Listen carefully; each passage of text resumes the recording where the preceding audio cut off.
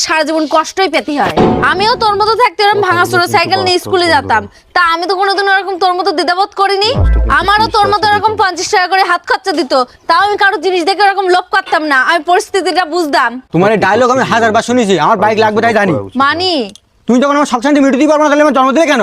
এই রাহুল, আমি তো মনে করতাম তুই আমার একটা ভালো বন্ধু, কিন্তু আজকে তোর ব্যবহার দেখে মনে হচ্ছে তোর মতন একটা জঘন্য ছেলে এই গ্রামে নেই। সামান্য স্কুটি আর মোটরসাইকেলের জন্য তুই কাকিমার সাথে এরকম ভাবে কথা বলছিস?